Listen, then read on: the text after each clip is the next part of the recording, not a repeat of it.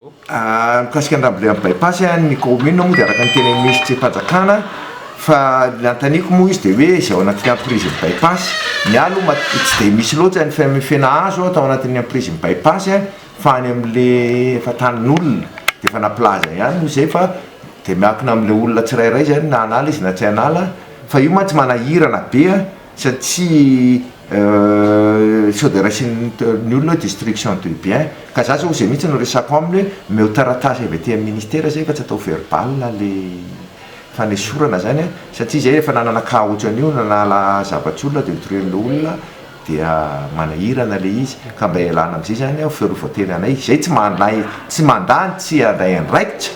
fa kosa mila zay mba balizy tena anay satria sarotra ny am'toerana be ny tanàna raisin'ny olona manao abus anao nefa lalàna no arana za zao tena misy tribunal tamin'ny tribunal administratif clôture fefy de nanao mise en demeure tam'zay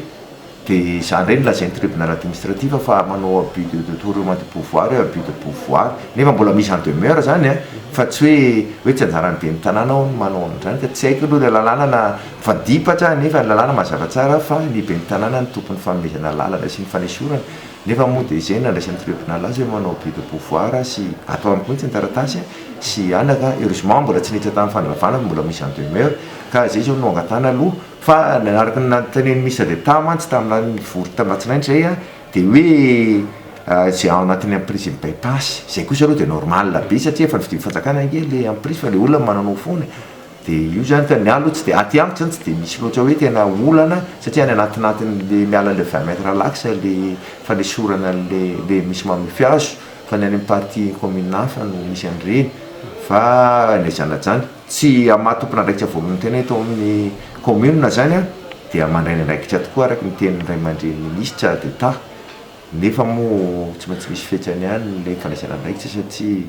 fahefana tsy de hoe makaisany be ny tanàna fa fahefana kely ihany kanefa tsy maintsy mandray andraikitra ihany koa satria lalàna no ampiarina de zay moa nisorako an'andriamanitra fa niantsony olona zay namasony emprise bypass hoe mba hisoro le azonareo fa tsy kely lalàna le izy zany hoe mety manodidina ny firy eo olona mety voakasika zay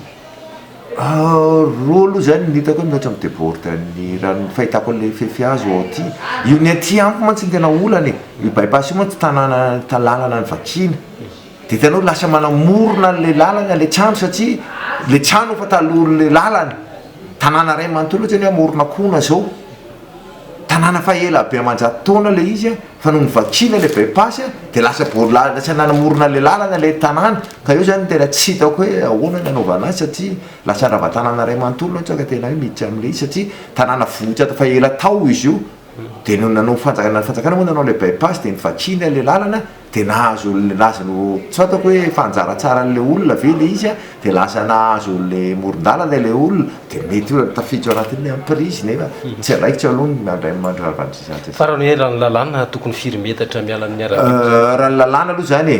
de nividin'ny fanjakana de araky le sary efa misy plan d'urbanisme détaillé eto amin'ny affiché eo de misy izy io 20 arakaraka zany misy 20 mètres misy 40 mètres fa tsy hoe fixe hoe tsy maintsy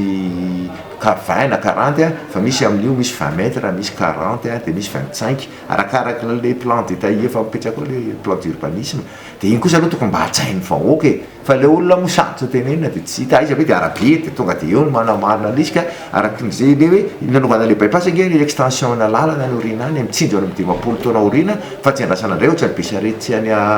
ambomanarina reny zava-dozany ataona na ravan'ireny tsony reny zany fahadisoana tamin'izany fotoana zany tsy nitsinjo lavitra ka marina ny fanjakana ary io tsy ny fanjakana am'izao ihany ange nanao io fa io hatrany fanjakana président Ravalomana ny président Iantsy Rajoelina président Ierry Rajaomampianina